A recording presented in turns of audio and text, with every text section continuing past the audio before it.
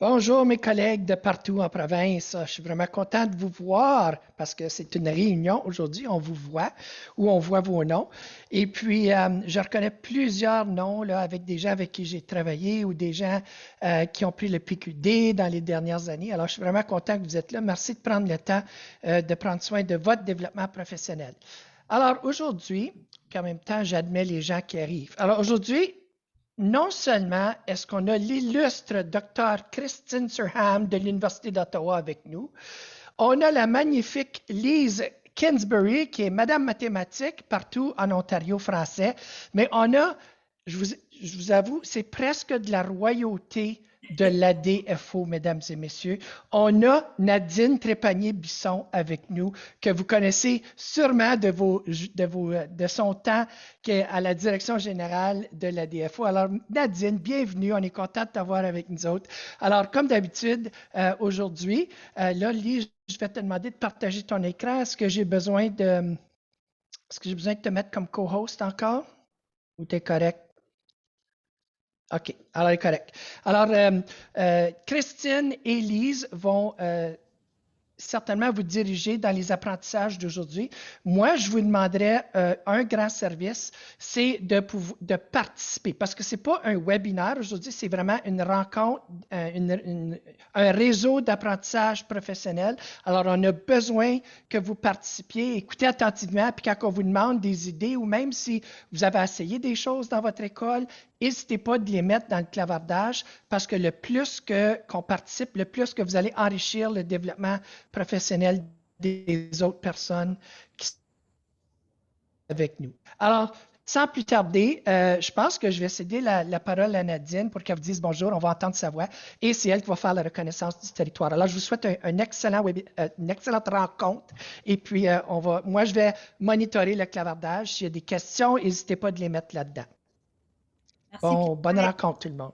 avec un accueil de même, j'ai presque envie de me cacher. Là. Je pense que je m'en venais pas mal rouge tantôt, mais merci pour l'accueil chaleureux. J'apprécie énormément. Puis, je partageais avec Lise justement tout à l'heure que c'est toujours un plaisir pour moi de me retrouver parmi mes collègues francophones.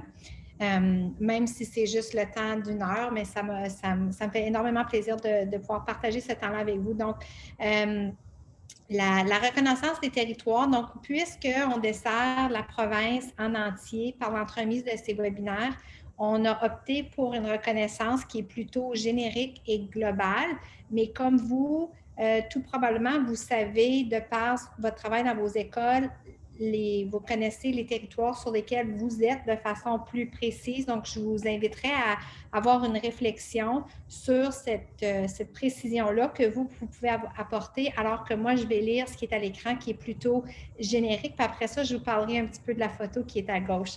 Donc, l'ADFO, le Catholic Principals Council of Ontario et le Ontario Principals Council reconnaissent la présence durable des peuples autochtones sur les terres où nous nous trouvons aujourd'hui. Nous remercions les gardiens passés, présents et futurs de ce territoire. Ces terres sont des lieux de rassemblement où se déroulent des cérémonies ancestrales de célébration, d'initiation et de renouveau. Les associations de direction d'école sont reconnaissantes de pouvoir travailler et y apprendre dans un esprit de partage.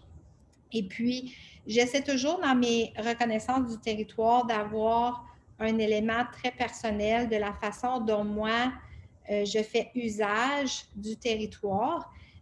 Puis la photo que vous voyez là à gauche, c'est en fait une photo que j'ai prise de ma porte patio dans la cuisine, d'un rond de glace que mon mari a fait en arrière. Donc, où à l'hiver, ça gèle complètement. Puis Mario s'occupe de tout nettoyer, de déblayer, d'arroser pour qu'on puisse y patiner. Malheureusement, cette année, moi, je n'ai pas eu le plaisir de le faire parce que j'étais surtout à Toronto. Mais dans la photo, vous voyez nos chiens et puis je crois que c'est ma fille qui est dans la photo. Donc, ça a été pris, je pense, 2 ans passés dans le temps des fêtes. Alors, c'est une façon dont nous, comme famille, on peut profiter du territoire qui est chez nous, que nous partageons avec les animaux, les nôtres et puis ceux qui sont sauvages. Mais c'est une autre façon de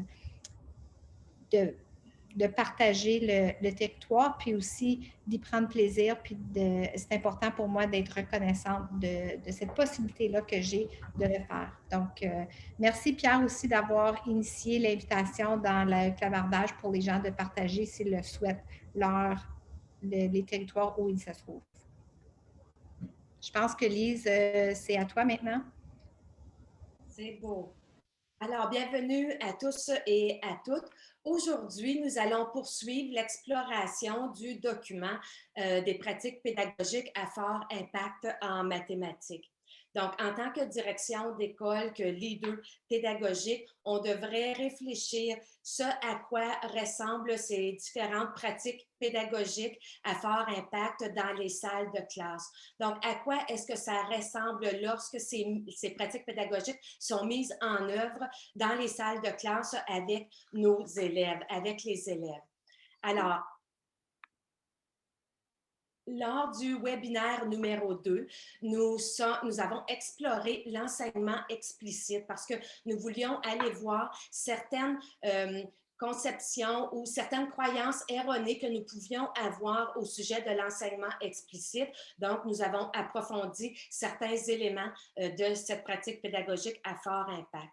Lors du réseau d'apprentissage professionnel numéro 2, Dr. Surtam nous a présenté les tâches et expériences de résolution de problèmes et on a poursuivi avec les outils et représentations.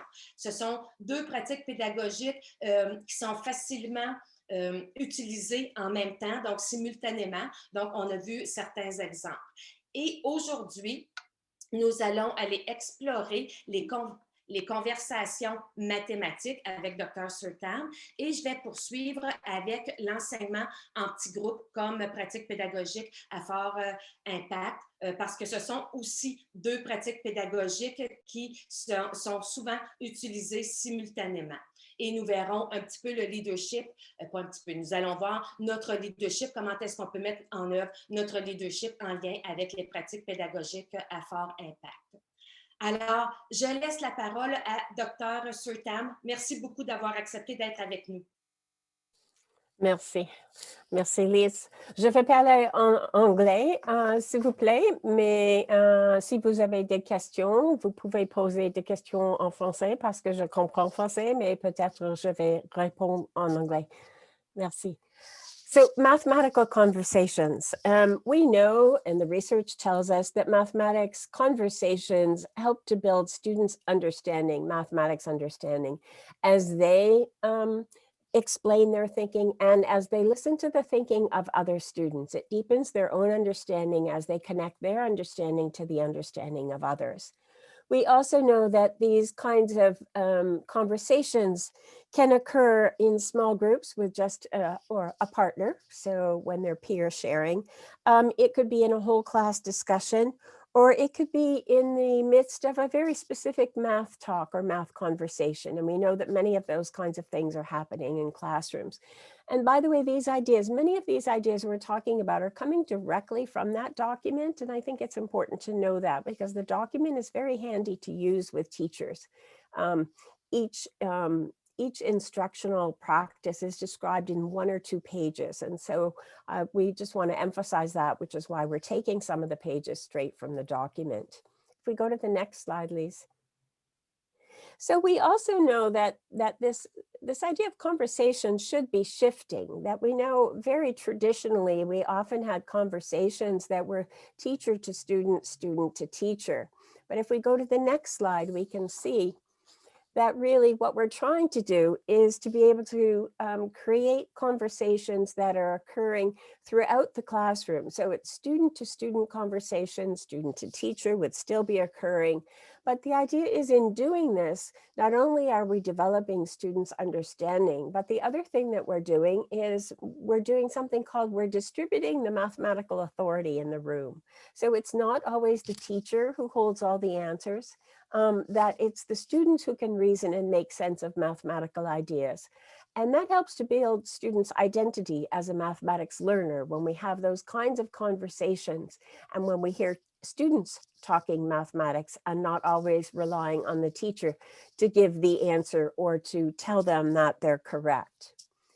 If we go to the next slide emphasizes, again, some information from that document about what really will help to facilitate these math conversations. And a lot of it is all about questioning and the teacher asking good questions. So the kinds of questions that are open questions that provide discussion, that they don't shut down to discussion, the questions that might highlight key ideas and prompt and probe student thinking. However, asking these kinds of questions takes careful planning. I know when I am working at the university with beginning teachers, I often have them in their lesson plan start to determine and write down what kinds of questions they might ask in the conversation, because particularly as new teachers, they don't always think of the best questions in the midst of a lesson. And so I have them write down particular questions they might want to ask at a moment that would be good questions. We also suggest that the question should invite multiple responses, not be a closed question, but it might be something like, so what made you think that this was linear? And you get different responses.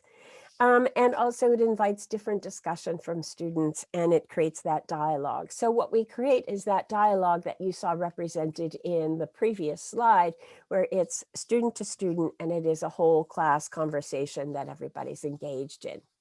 If we go to the next slide, it will show you a resource that I think I've spoken about before, and I know I wrote it, but I don't get royalties on it, so it's not why I'm trying to promote it. It's just one I know well.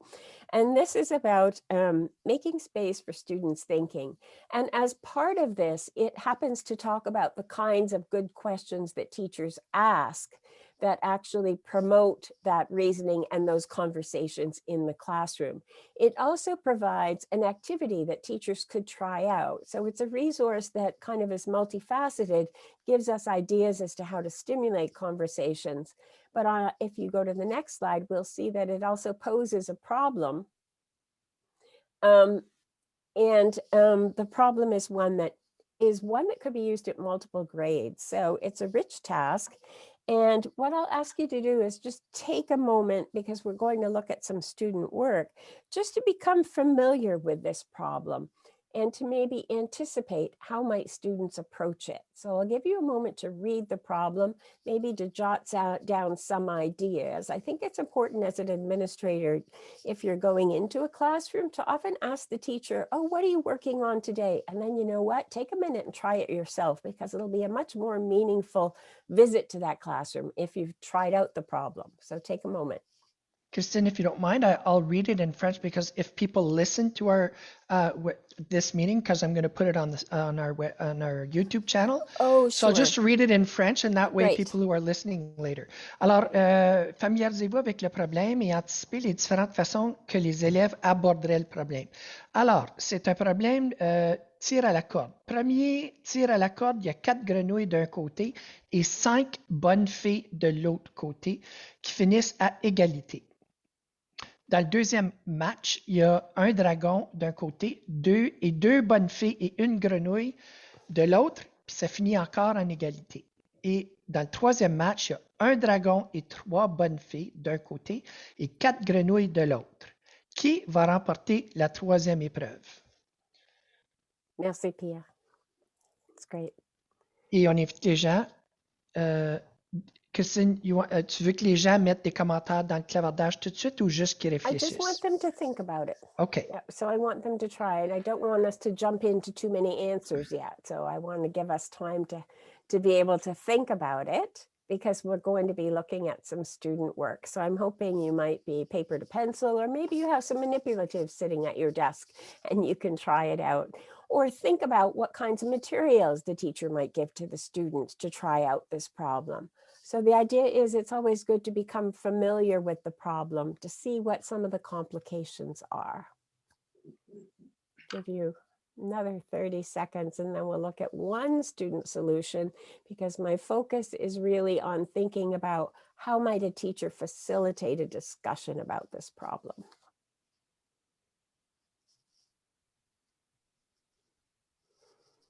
Okay, so before I go to the next slide, I'll just mention that the teacher who used this problem, and I did a case study in this classroom, had the students work in small groups on this problem. And as they worked in small groups, she circulated. But what I'm going to go to talk about is how did she help to facilitate the whole class discussion towards the end when the students were sharing their particular solution. So if we go to the next slide, then we can see this is one student solution. And I'll give you a moment to have a look at it.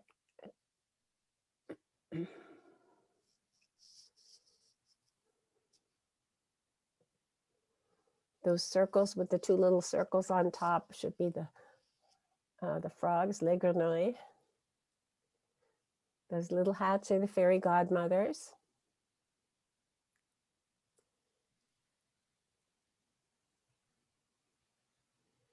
So a couple of things to notice about this problem. Well, maybe I'll have you put in the chat. Is there anything you're noticing about the student solution? Just jot down a couple of ideas. Why don't we have you en français ou en anglais?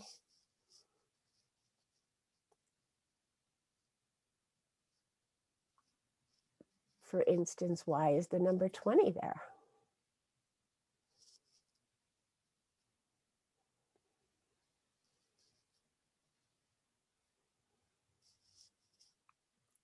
Any ideas?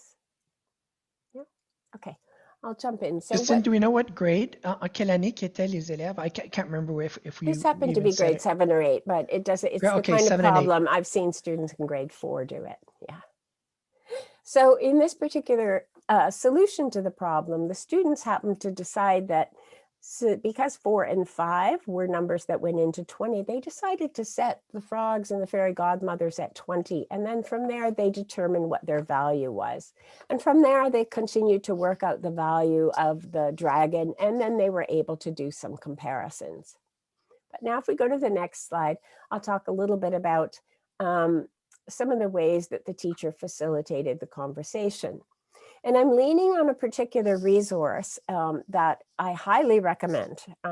It's called the 5 Practices for Orchestrating Productive Mathematics Discussions. If you're in PLN 2, I also recommended it at that point, and I'll still recommend it. At that point, we were talking about anticipating. Today, I'm talking about how does the teacher use a math conversation to establish those connections. And so, next slide, please.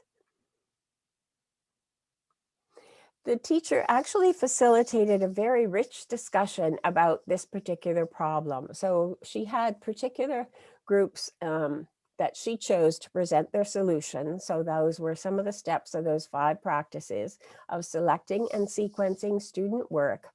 But she used very particular questions to be able to stimulate the conversation that the students had. She had very skillfully posed questions that would elicit student thinking. But the other thing is, over time, she had also helped the students develop ways that they would be able to pose questions. I spent a week with her as she did some of these rich problems, and I said to her, I was quite impressed by the kinds of questions the students were asking in this whole class discussion and in this conversation. And she let me in on a secret. She said that when she first began doing these kinds of things and trying to have these conversations, the students would ask questions like, so what made you choose red and blue markers? However, when I was there, I witnessed a student saying, what made you choose the number 20? And that's the kind of question that a teacher would pose. I certainly didn't expect a student to pose that question.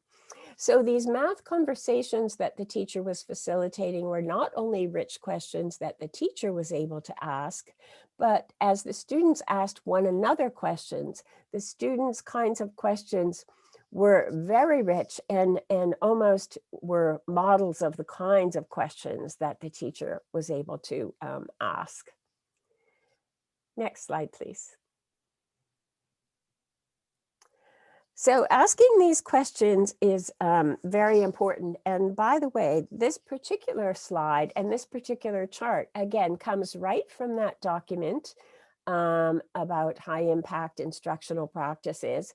And it gives particular examples to teachers in terms of when you might ask particular questions and what kinds of questions you might be asking. So perhaps it's when you're introducing a topic, perhaps it's when you're consolidating understanding, perhaps it's in the midst of the learning process. So remember, I mentioned that choosing the right question is an important piece. Well, this is really a nice kind of chart to help to stimulate conversation with teachers about what might those questions look like. And one other resource on the next page I'd like to recommend is a document from the National Council of Teachers of Mathematics. It's called Principles to Action. And this is one that talks about when teachers are posing purposeful questions. I like the way that they've posed this in terms of, so what are the teachers doing while this is happening? And what are the students doing while this is happening? And you'll have access to this, so you'll be able to look at the details of it. But just as an example, so what are teachers doing? They're advancing student understanding by asking questions that build on, but do not take over or funnel student thinking. So they don't try to channel them in one direction. Whereas what are students doing? Well, students are expected to be asked to explain, to clarify, and to elaborate on their thinking. So that's something that they approach the conversation knowing that those are the kinds of things that they're going to be doing. So as I say, by the way, this book, Principles to Action, I find it very handy, particularly for busy principals or busy teachers, because I can open it to any page and it has a chart such as this. It might be about assessment, it might be about posing questions, it might be about rich tasks, but it's kind of a good resource to be able to begin a conversation with teachers. Next slide. And I'll turn it over to you. Merci, Lise. Thank you. Merci beaucoup, Christine.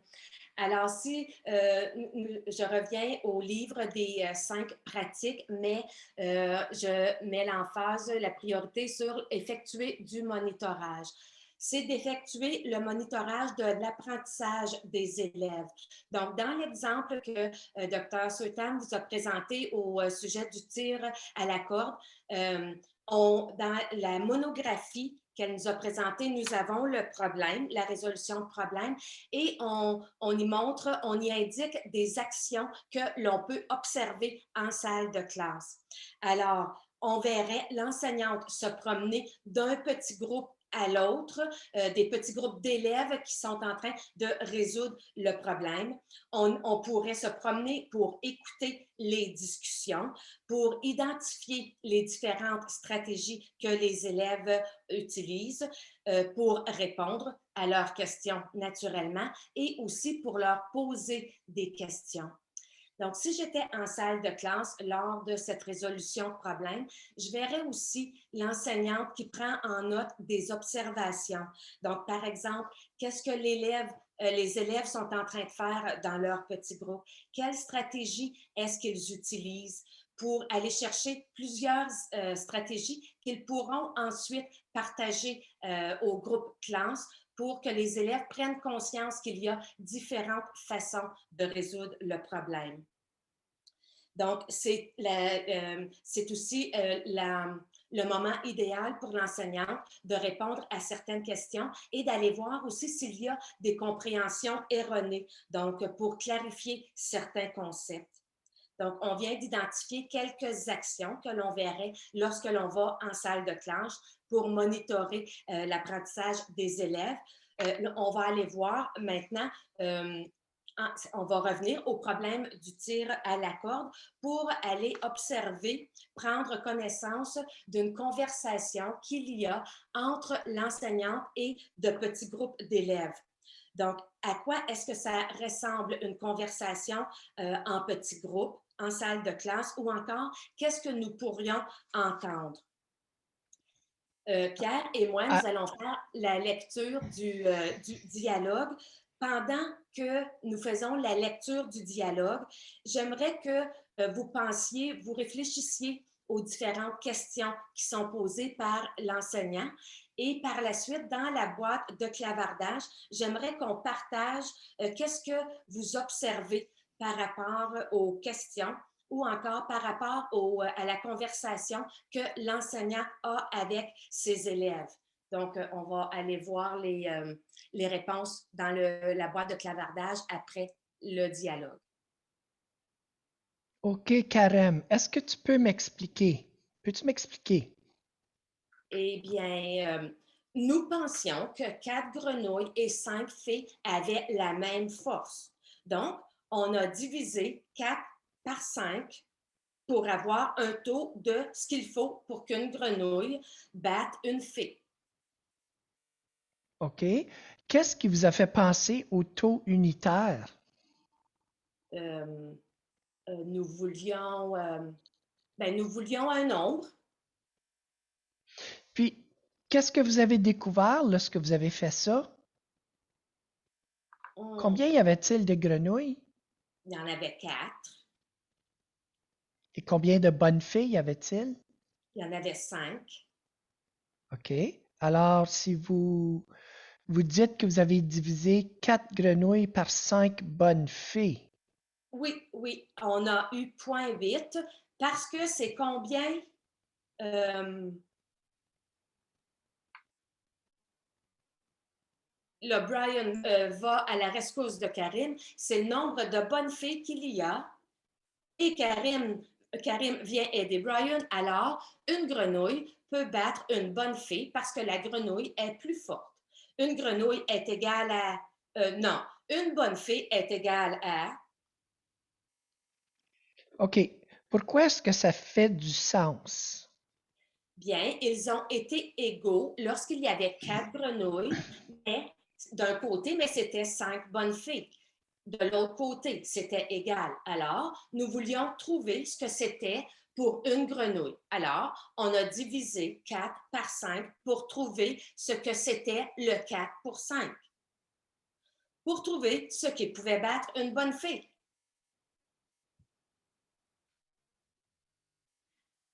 Alors, est-ce que vous avez des observations, des remarques par rapport aux questions de l'enseignant ou des conversations qu'il y a eu entre l'enseignant, les élèves et entre les élèves?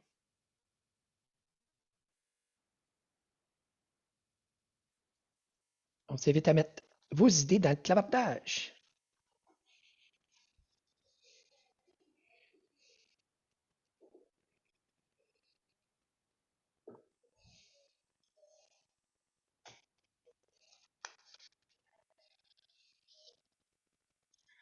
Donc, on a une réponse pour faire réfléchir et raisonner davantage. Et absolument, déjà, la première question de l'enseignant, nous remarquons que même si les élèves ont une bonne solution, elle ne dit pas « oui, c'est bien, on passe à autre chose ». Elle va vraiment chercher la compréhension de l'élève, leur raisonnement. Alors, la première question, peux-tu m'expliquer? C'est exactement ça. On va chercher la compréhension des élèves. Ensuite, on a l'enseignant pose de bonnes questions qui portent à réflexion, absolument, même s'il répète tout simplement ce que disent ou font les élèves, absolument. Donc, on veut que les élèves paraphrasent, qu'ils expliquent d'une autre façon pour, nous assurer de leur compréhension, mais aussi, ça aide les autres élèves dans leur compréhension.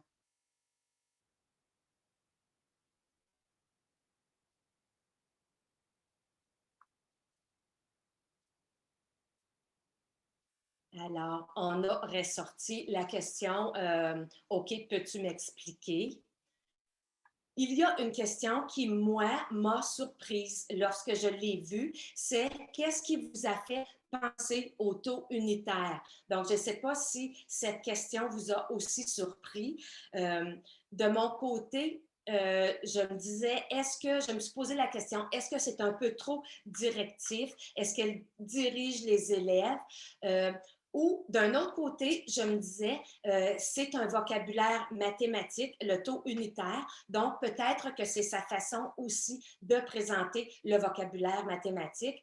Alors, sincèrement, ce serait probablement une discussion que j'aurais après l'observation en salle de classe pour voir si l'enseignant avait son intention en posant, quelle était son intention en posant la question. Et enfin, à la fin, elle demande pourquoi est-ce que ça fait du sens. Donc, c'est une bonne façon de s'assurer que les élèves sont capables d'expliquer leur raisonnement. Donc, pourquoi est-ce que ça fait du sens? Et à un moment donné, peut-être que les élèves, lors d'une autre résolution de problème, pourraient remarquer que, eh bien non, peut-être que ça ne fait pas de sens. Et là, ils pourraient aller chercher des informations dans le problème, d'autres façons de le résoudre pour que ça ait un certain sens, que ça ait un sens. Alors, au sujet de l'enseignement en petits groupes, on pourrait ouvrir des discussions avec les enseignants. Donc, voici quelques questions qu'on pourrait utiliser avec les enseignants pour poursuivre la conversation, pour aller plus loin dans notre réflexion par rapport à l'enseignement aux petits groupes. Donc, comment est-ce qu'on peut encourager la recherche d'une stratégie ou d'une autre méthode à l'intérieur d'un petit groupe? Donc, s'ils ont terminé de résoudre un problème, une situation, une tâche, on peut leur demander comment est-ce qu'on peut les encourager à utiliser une autre stratégie. Comment est-ce qu'on peut promouvoir l'interaction entre les élèves dans un petit groupe, tout en s'assurant que tous les élèves participent? Donc, est-ce que les enseignants ont certaines stratégies, certaines façons de faire pour s'assurer que chacun participe, qu'il y a interaction? Quel genre de questions est-ce qu'on peut poser pour obtenir l'explication de la pensée des élèves? Donc, on en a vu un exemple. Peux-tu m'expliquer? Est-ce que ça fait du sens? Donc, on pourrait aller chercher d'autres questions. On pourrait placer dans notre coffre à outils pour faciliter la tâche des enseignants en salle de classe. Une autre question, comment est-ce qu'on pourrait encourager la persévérance dans un petit groupe, les commentaires positifs entre les élèves d'un petit groupe, la rétroaction positive, donc en d'autres mots, des compliments entre les élèves dans un petit groupe. Donc, ce seraient des éléments à explorer avec le personnel enseignant. Pourquoi est-ce qu'on utilise les petits groupes, l'enseignement en petits groupes? Donc, lorsqu'on utilise cette stratégie-là, on personnalise nos conversations avec les élèves. Ça nous permet d'aborder des concepts clés qui doivent être précisés pour éviter les lacunes ou encore les bris de compréhension, nous assurer de combler les bris de compréhension pour aller aider les élèves, pour s'assurer que les élèves ont les connaissances antérieures requises pour le nouvel apprentissage. Puis en parlant de l'enseignement en petits groupes, bien, sincèrement, et en parlant des avantages, des raisons pour lesquelles on l'utilise, ça me fait penser à la différenciation. Donc, c'est pour poursuivre l'apprentissage à partir de la zone proximale de l'élève. Et comme nous le savons, là, tous les élèves profitent de la différenciation. Ce n'est pas seulement que les élèves qui ont des besoins particuliers, tous les élèves profitent de la différenciation. Et maintenant, c'est aussi un texte qui ressort directement du document des pratiques pédagogiques à fort impact. Donc, c'est dans la salle de classe, qu'est-ce que ça a l'air? L'enseignement en petits groupes peut être utilisé à différents moments donnés d'une leçon. Donc, on peut l'utiliser au début d'une leçon pour aller identifier les compréhensions erronées, s'il y a des bris de compréhension aussi, aller voir les connaissances antérieures, les connaissances préalables au nouvel apprentissage et même pour présenter le nouveau vocabulaire mathématique. Et pendant une leçon, donc à l'intérieur d'une leçon, comme par exemple pour le problème du tir au câble, les élèves sont allés explorer différentes stratégies pour résoudre le problème et ensuite, ils peuvent partager leur stratégie avec les autres groupes. Donc, naturellement, lorsqu'ils sont en petits groupes, on leur laisse du temps pour résoudre le problème, pour pouvoir en discuter, pour approfondir leur compréhension, donc pour trouver aussi différentes stratégies. Donc, nous, en tant que direction d'école, en tant que leader pédagogique, on devrait aller voir si les enseignants savent pourquoi, quand et comment est-ce qu'ils forment leurs petits groupes et qu'ils utilisent l'enseignement de petits groupes. Donc, est-ce que les enseignants connaissent leur intention? Donc, cette réflexion va approfondir la planification des leçons et des stratégies d'enseignement et d'apprentissage pour être naturellement le plus efficace possible pour tous les élèves, pour la grande majorité des élèves. Donc, pourquoi est-ce que l'enseignement des petits groupes est efficace? Bien, on se répète un petit peu, c'est un enseignement ciblé et guidé qui répond aux besoins d'apprentissage plus spécifiques des élèves. Les regroupements étant restreints au niveau des nombres et flexibles, il est plus facile de donner des explications supplémentaires, de répondre aux questions. Les petits groupes aussi comprennent des modèles et une rétroaction rapide de l'enseignant. Les questions de l'enseignant aussi attirent l'attention des élèves et se concentrent sur un concept en particulier, un concept mathématique plus précis. Et enfin, parce que les leçons sont brèves, il faut parfois morceler les résultats d'apprentissage pour donner des mini-leçons au sujet de concepts bien précis. Je viens de voir un nouveau commentaire qui disait que l'enseignant a anticipé les réponses des élèves, absolument, et ça fait partie de la préparation, de notre planification, de faire les mathématiques à l'avance pour pouvoir anticiper les réponses des élèves. Donc, lors du réseau d'apprentissage professionnel numéro 2, Yves Rainville du ministère était avec nous et à la fin, il a donné un commentaire. Il nous a informé qu'il y avait aussi des vidéos pour accompagner le document des pratiques pédagogiques à fort impact. Donc, naturellement, curieuse comme je suis, il fallait que j'aille explorer les différentes vidéos. Et il y a la première vidéo qui s'intitule « La classe collabo-réflexive » où on y parle des avantages, naturellement, de la classe collabo-réflexive qui en anglais est « Thinking Classroom ». Donc, vous avez peut-être entendu le terme anglophone. Mais ça met l'emphase sur l'apprentissage en petits groupes et sur les conversations mathématiques. Donc, j'aimerais qu'on en regarde. On va en regarder un extrait de quelques minutes. Pendant qu'on regarde l'extrait, j'aimerais que vous réfléchissiez à la façon que vous pourriez utiliser cette vidéo avec votre équipe école. C'est une vidéo qui a été filmée au secondaire. Donc, c'est le partage d'un enseignant du secondaire en classe de mathématiques, mais elle est traduite. Donc, au niveau de la compréhension, ça va bien. Et je suis très consciente aussi qu'il y a certains conseils scolaires qui ont mis en œuvre et qui ont harmonisé cette pratique, la classe collabo-réflexive dans toutes leurs écoles. Alors, s'il y a des gens, après le visionnement, qui veulent partager une expérience vécue avec la classe collabo-réflexive, ce serait bien de vous entendre. Donc, juste le dire dans la boîte de clavardage et peut-être que nous pourrions même vous passer le micro. Donc, on va aller voir les quelques minutes de la vidéo.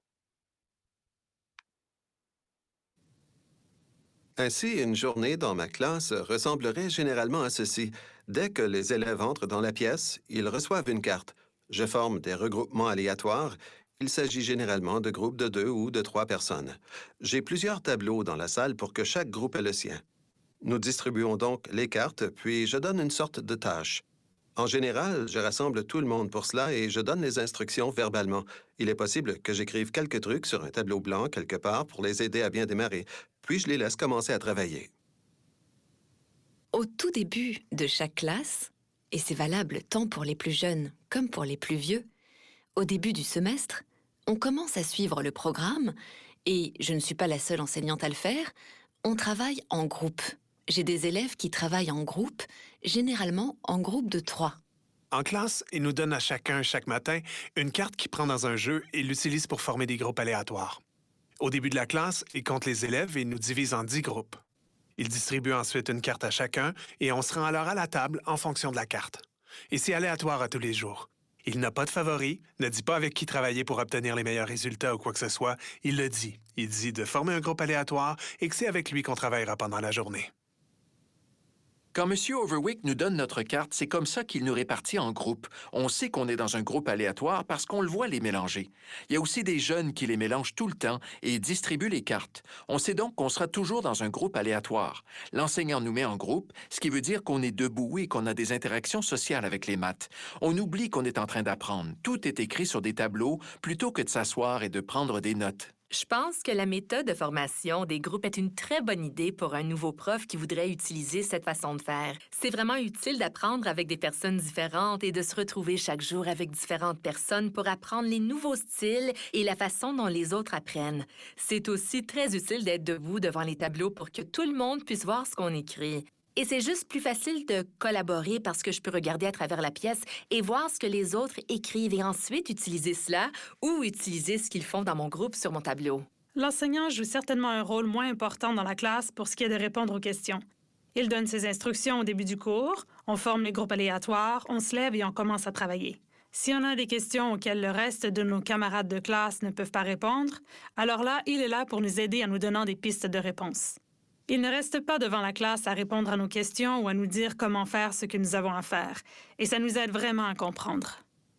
Habituellement, si les jeunes peuvent le faire pour moi, eh bien, je ne vais pas me lancer.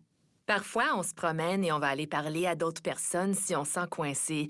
Nous pouvons aller voir un autre groupe, voir ce qu'il fait et ensuite y retourner pour obtenir d'autres réponses. C'est vraiment utile de collaborer avec d'autres personnes parce qu'il y a tellement de styles d'apprentissage différents, de points de vue différents et de façons différentes de répondre à la question. On demande à Alors, j'arrête la petite vidéo. Nous allons retourner au diaporama.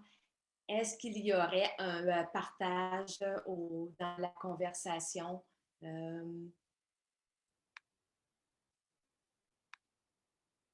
Au sujet de la classe collabo-réflexive, est-ce que vous avez vécu la classe collabo-réflexive? Donc, Tania, Pierre, est-ce que c'est possible d'avoir un partage de Oui. Tania? Ben, Oui, absolument. Tania, je pense que tu as juste à allumer ton micro, c'est ça? Oui. Bonjour, vous m'entendez? Oui. Oui. Parfait. Oui, non, c'est ça. J'ai participé à j'ai observé plusieurs classes collabo-réflectives et puis j'ai été invitée à voir ce qui se passait à Glebe College.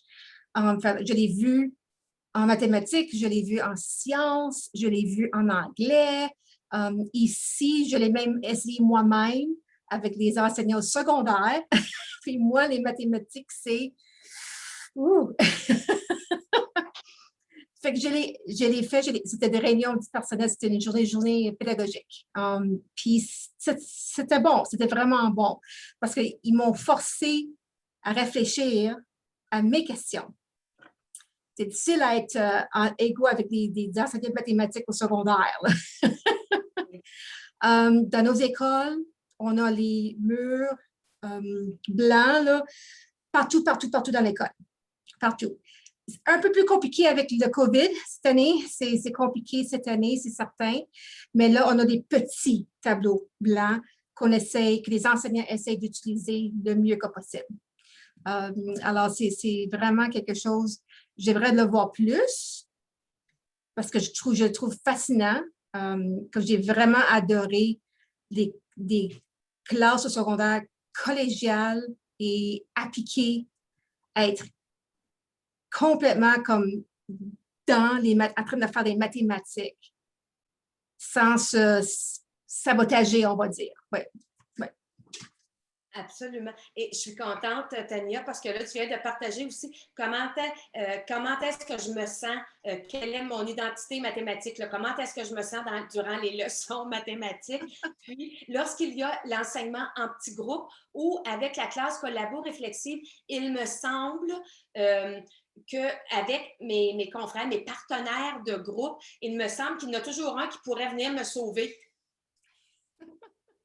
lorsque je me sens pas bien. Et c'est aussi correct d'aller voir un autre groupe pour voir, OK, comment est-ce que vous êtes en train de faire ça? Où est-ce que vous avez eu ça? Et c'est correct, c'est correct. Puis ça, j'aime ça.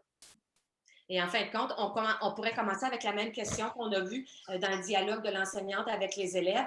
Peux-tu m'expliquer comment est-ce que tu as fait ça? Parce que moi, là, je ne sais pas par où commencer. Oui. Absolument. OK, un gros merci. Et il y a Nicole qui dit que la méthode engage tous les élèves, que tu l'as déjà vu dehors sur les trottoirs avec la craie devant l'école.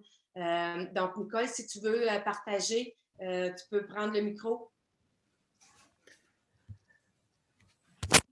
Donc, c'est ça, mon enseignante est sortie dehors avec son cours de mathématiques 11e année avec les craies du Dollarama.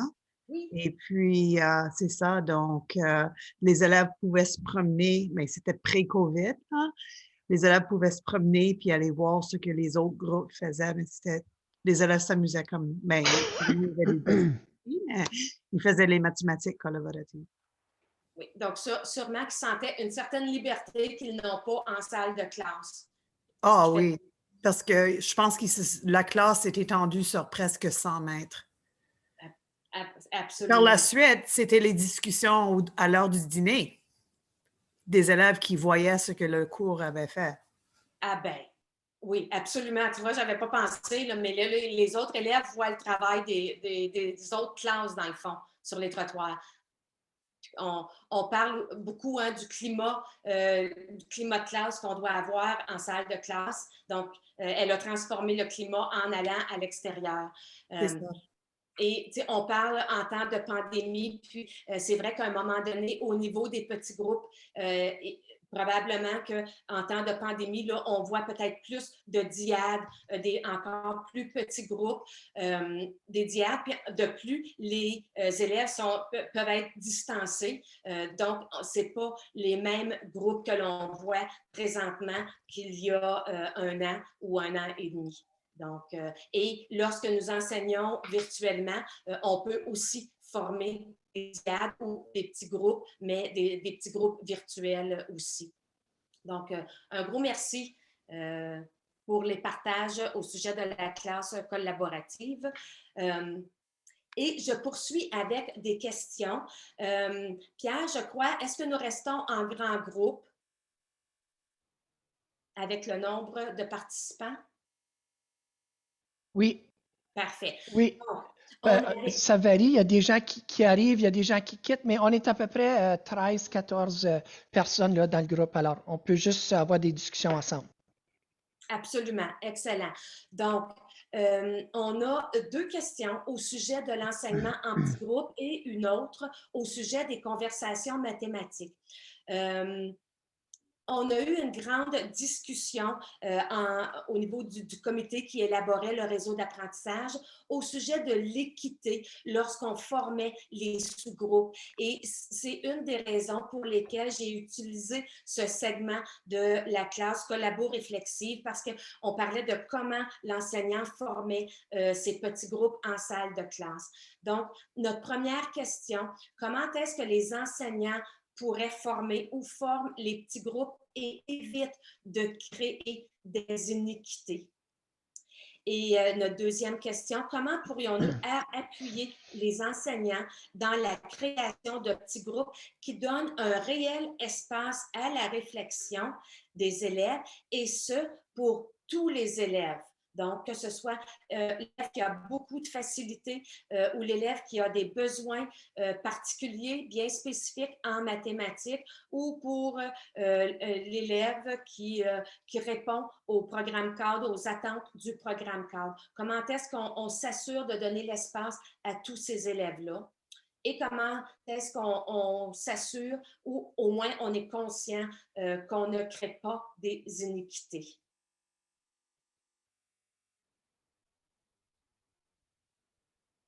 Donc, s'il y a des partages, vous pouvez soit prendre le micro ou encore écrire dans la boîte de clavardage. Est-ce que je peux dire quelque chose? Oui, absolument. Vas-y, Charles. Bonjour, moi c'est Charles. Alors moi j'avais écrit un petit commentaire que tout ce que je vois ici, puis lors de la dernière formation qu'on a eue, beaucoup de similitudes avec la philosophie, avec la pédagogie de l'enseignement par le processus de l'enquête. Vous m'excuserez dans le chat, j'écrivais trop vite et j'ai mal épelé le mot enquête, je m'en excuse. Mais je vois beaucoup de similitudes, même sur la question de comment former des groupes. Et ça, c'est une grosse partie de cette philosophie-là. Par exemple, la formation des groupes, c'est pas nécessaire que ça soit la responsabilité de l'enseignant. On peut, au lieu de donner une résolution de problème, comme dire aux élèves de se mettre dans une ligne droite avec un certain ordre.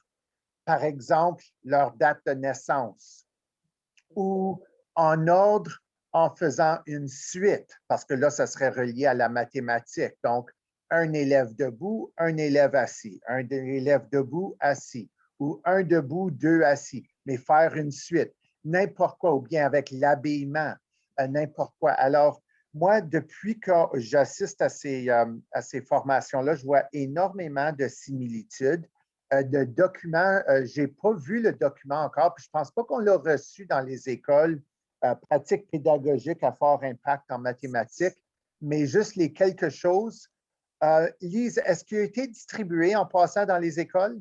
Et le document est sur le site du programme cadre de mathématiques dans les ressources. OK, il faudra que je cherche, parce que j'ai cherché l'autre jour puis je ne l'ai pas trouvé. Même ce qui a été présenté au début, le diagramme où on a l'enseignant et les élèves et des flèches partout, ça, c'était encore dans la philosophie de l'enseignement par le processus de l'enquête. Le travail en petits groupes, où ce que l'enseignant, tout ce qu'il fait, c'est circuler et aider. Et il n'y a rien de mal de copier ce qu'un groupe fait que les autres copient. Parce que finalement, on travaille tous ensemble envers un but commun qui est la réussite de tout le monde. Alors, je voulais juste ajouter ce petit commentaire-là, que cette philosophie-là que l'on voit ici, c'est excellent vraiment. Tout ce que je vois pour les mathématiques, finalement, ça va de pair avec cette philosophie-là de l'enseignement par le processus de l'enquête. Alors, merci beaucoup. Merci. Charles, moi, excuse Lise. Charles, j'ajouterais moi à ça que la grosse différence, puis je pense que tu as raison, la grosse différence, c'est que maintenant, avec le programme cadre révisé, le programme cadre révisé a été conçu de sorte à ce que ces stratégies pédagogiques-là soient plus facilement mises en œuvre parce qu'ils sont vraiment en lien avec la conception du programme cadre, qui est très différent de l'approche avant. On avait un programme cadre qui n'avait pas été pensé avec ces stratégies-là de mathématiques qu'on sait sont tellement efficaces. Et donc, il fallait trouver des façons très créatives d'appliquer ces stratégies pédagogiques-là à l'intérieur d'un cadre qui se prêtait plus ou moins. Mais là, vraiment, le programme cadre a été conçu avec ces théories-là en tête. Donc, ça facilite un peu le travail puis les liens entre les stratégies pédagogiques et puis les attentes qui sont dans le programme cadre. OK. Oui, très bien. Ouais. Puis Charles, j'ai mis le lien dans le chat, j'ai mis le lien au document, fait que vous avez juste à cliquer dessus, ça va l'ouvrir dans une autre fenêtre. Merci beaucoup, Pierre. Merci, Nadine. Et une question au sujet des conversations mathématiques. Comment pouvons-nous aider les enseignants à utiliser des questions qui facilitent une discussion mathématique significative?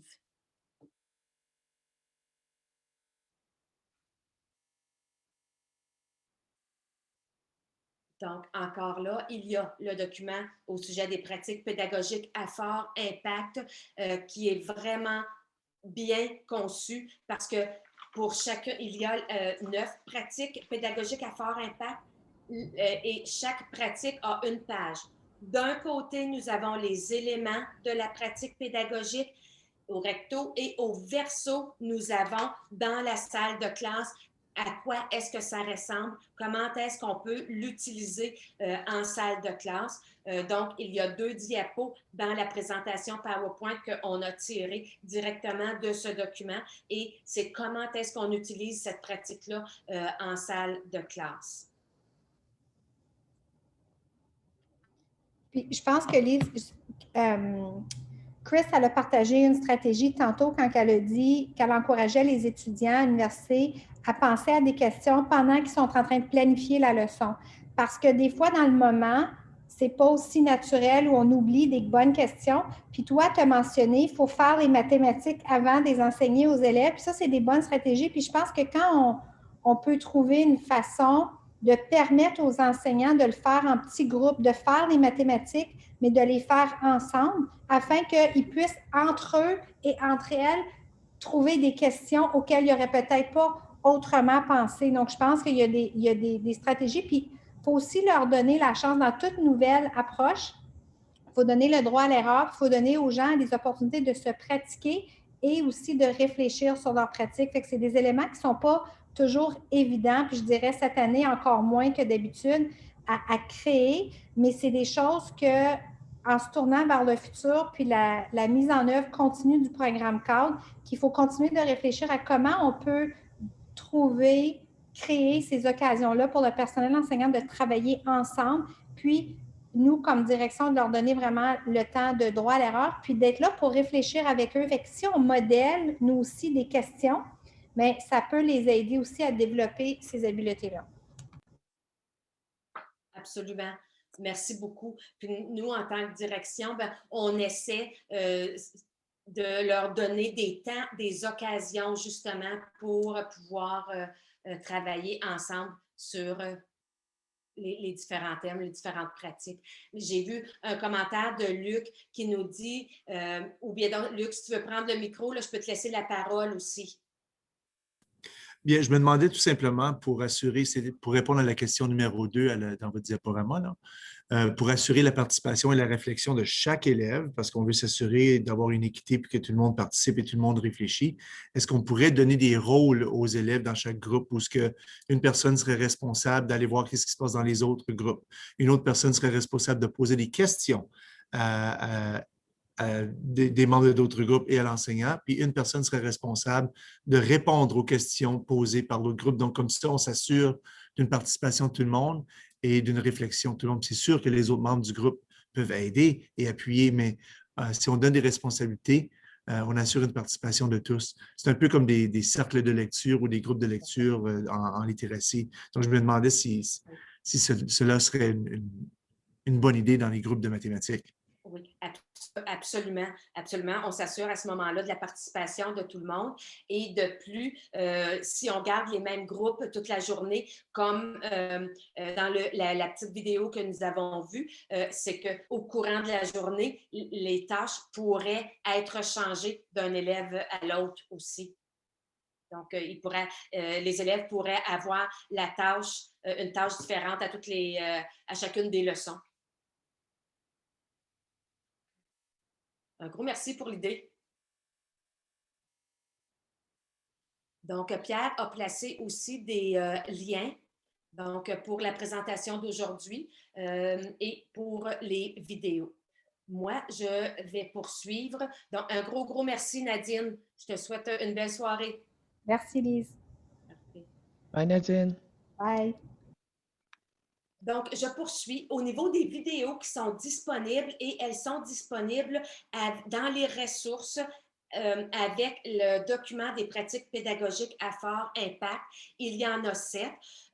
Voici les titres. Sur le site du ministère, il y a une courte description à chacune des vidéos. Moi, j'ai lu les descriptions et en visionnant chacune des vidéos, j'ai ajouté quelques éléments. quelques détails à la description que j'ai placés en vert pour vous montrer que ça venait de moi.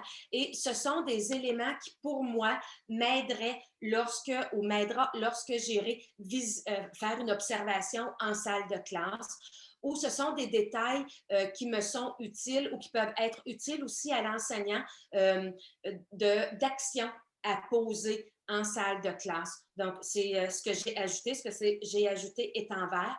Alors, demain, lorsque vous recevrez ou au moment où vous recevrez la présentation PowerPoint, il y aura aussi ce document avec la présentation PowerPoint.